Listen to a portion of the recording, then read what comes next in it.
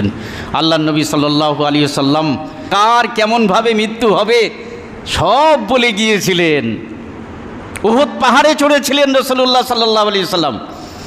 উহুদ পাহাড়ে সঙ্গে ছিলেন হযরতে আবু বকর রাদিয়াল্লাহু আনহু, ওমর রাদিয়াল্লাহু আনহু, উসমানে গনি রাদিয়াল্লাহু তাআলা আনহু। এই তিনজন সাহাবী বিশিষ্ট তিনজনাই ছিলেন রাসূলুল্লাহ সাল্লামের সঙ্গে। উহুদ পাহাড়ে চড়েছেন। উহুদ পাহাড় কাঁপা আরম্ভ হলো, মানে টলমলো কম্পন শুরু হলো। কেন কম্পন শুরু হয়েছে? খুশিতে। আল্লাহু আকবার। কিন্তু রাসূলুল্লাহ সাল্লাল্লাহু আলাইহি ওয়াসাল্লাম বললেন, উসবুত ইয়া উহুদ, এ উহুদ তুই থেমে যা, স্থির হয়ে যা। তোর উপরে আছে নবী, তোর উপরে আছে সিদ্দিক, তোর উপরে আছে দুইজন শহীদ। সুবহানাল্লাহ। কি করে বলে গেলেন? দুইজন শহীদ কে কে?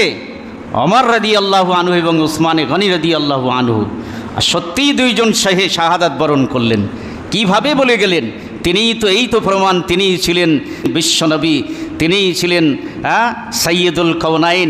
তাকে আল্লাহ তাআলা জানিয়ে দিয়েছিলেন, তাই তিনি জেনেছেন। তার নবী হওয়ার প্রমাণ এগুলো।